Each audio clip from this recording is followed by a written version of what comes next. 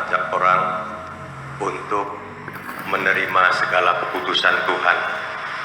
Terkait dengan hal ini, Buya juga dalam pengajian Iqazul Himam menyampaikan satu makalah, Sawabikul Himam la takhruku aswarul aqdar arih nafsaka minat tadbir, bahwa kuatnya ambisi tidak akan mampu mengubah dinding takdir, maka istirahatkan dirimu untuk mengatur.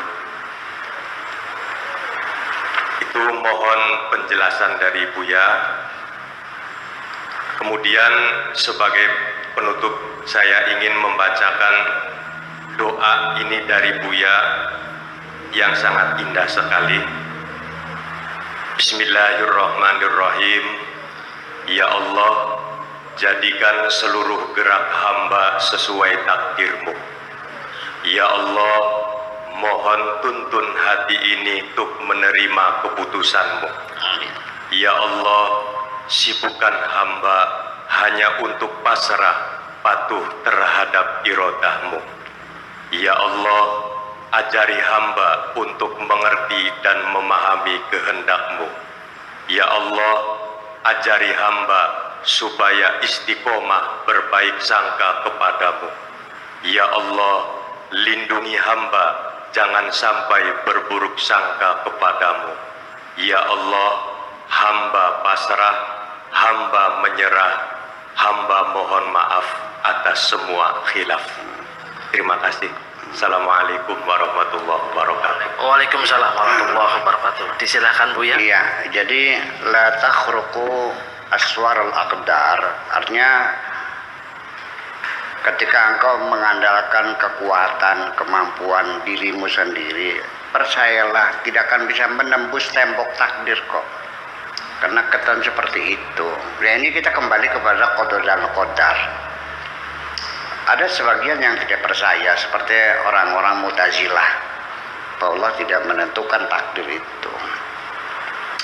Tetapi realitanya nggak usah pakai dalil lah.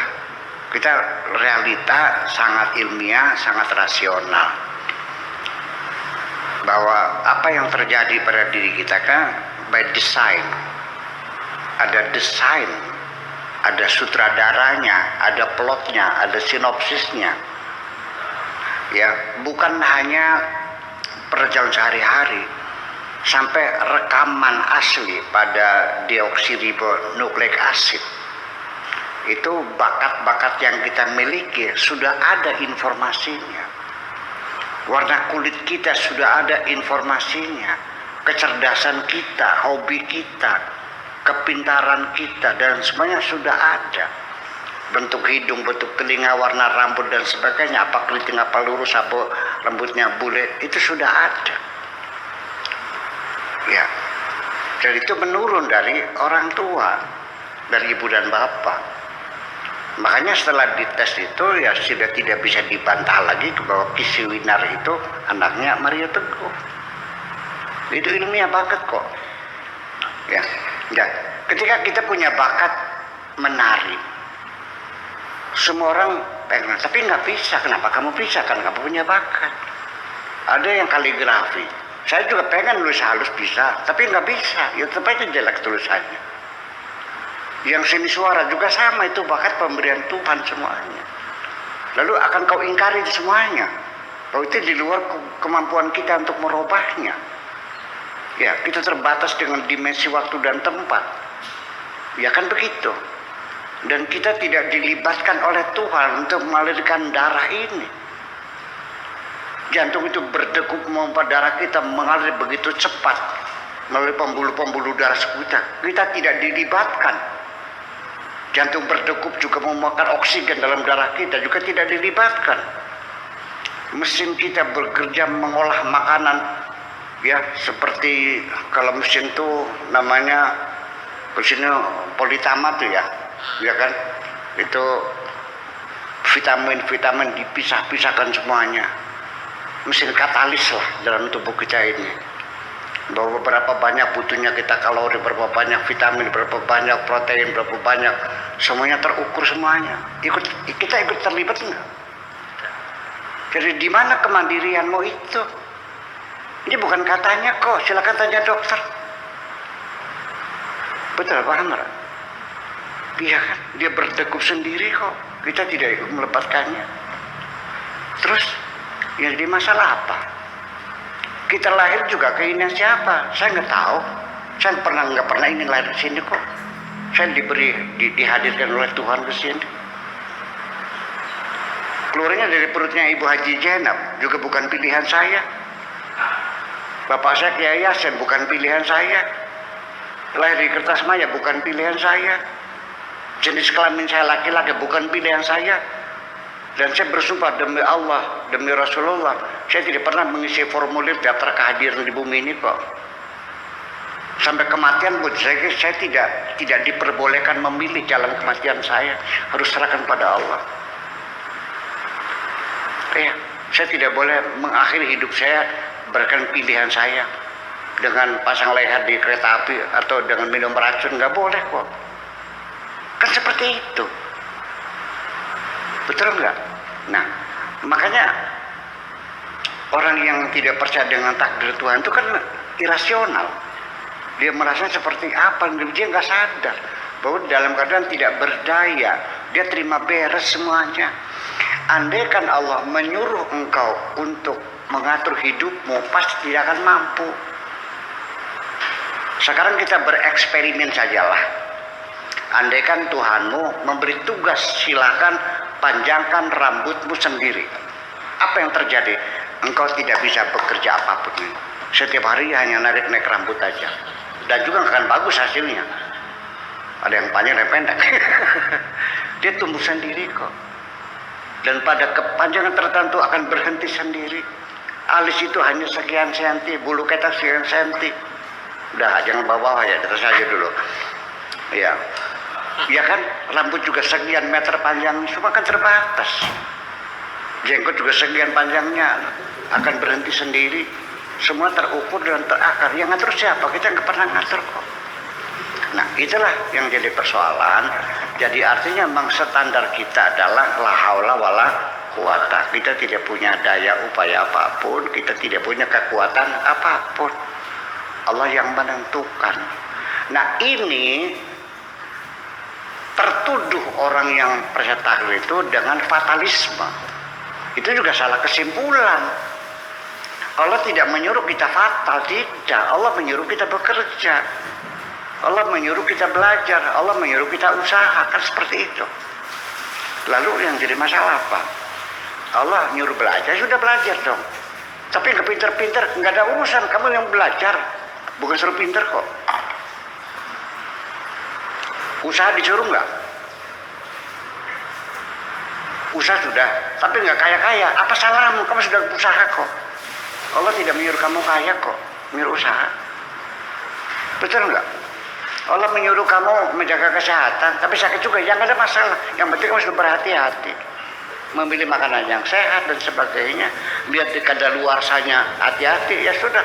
Ternyata sakit juga, ya nggak ada masalah. Allah tidak akan melihat hasil kerjamu, yang dilihat adalah proses kamu bekerja. Jadi kalau kamu sudah belajar rajin siang malam, tapi tetap bodoh aja, nggak ada masalah kok. Anda selesai. Karena Allah tidak menyuruh pinter kok. Nah, itulah menjadi persoalannya. Sehingga ketika kita meyakini tidak bisa menembus tembok takdir, itu jangan lalu konklusinya akan menimbulkan paham fatalisme. Akhirnya terserah Allah saja, bukan begitu maksudnya. Ya kita bekerja juga. Nah, begini, lalu kita lanjutkan lagi. Ketika orang itu menghadapi kegagalan, kesulitan bertubi-tubi, belum tentu orang itu dibenci Tuhan, malah dia justru kasih Tuhan kok.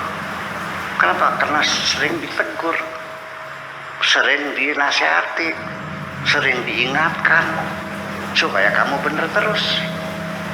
Kan begitu persoalannya. Jalan tol aja kan Kan mulus jalan tol tuh. Kenapa dikasih benjolan-benjolan? Supaya kita tersadar. Maka bedanya sekolah dengan kehidupan itu beda. Kalau sekolah kita dikasih pelajaran dulu, terakhir kita diuji. Kalau kehidupan kita diuji dulu, dari situ kita dapat pelajaran. Nah, jadi artinya kaya dan miskin bukan penilaian, bukan tempat penilaian pada keberhasilanmu. Yang dilihat oleh Allah bagaimana kamu berproses. Makanya wa qul ya'malu fasyarallah amalakum wa rasuluhu wal mu'minun. Katakan bekerjalah, nanti Allah akan melihat kerjamu, bukan hasilnya. Begini, terakhir saya mau cerita. Ini kan gagal 3 kali. Banyak sekali karena kegagalan akhirnya semakin parah. Saya mau cerita dulu, atau sering juga, bukan dulu.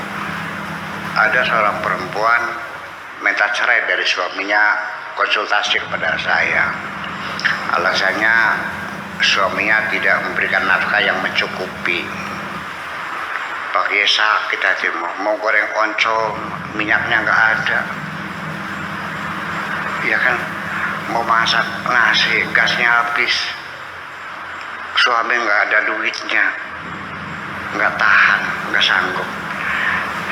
Ya, saya tidak bisa memaksa orang bertahan ya. Tapi ya paling tidak saya memberikan pemahaman. Anda boleh minta cerai kepada suamimu kalau suamimu dengan sengaja menelantarkan kamu. Dianya leha-leha saja, santai-santai saja, hanya tidur aja, nganggur, nggak mau usaha, pemalas. Anda wajar. Tapi suamimu itu rajin. Saya tahu suami itu rajin banget, berangkat pagi pulang sore. Tapi memang nasibnya nasib melarat, mau apa? Nanam padi dimakan kelowor, gagal. Tanam lagi kebanjiran, loglog. Nanam lagi kena sundem. Nanam semangka juga gagal. Nanam kambing juga pada mati. Nanam bebek keracunan semuanya. Karena yang punya sawah itu gemes sama bebeknya itu, jadi diracun gitu, ya mati semuanya. Ya, jadi apa saja gagal.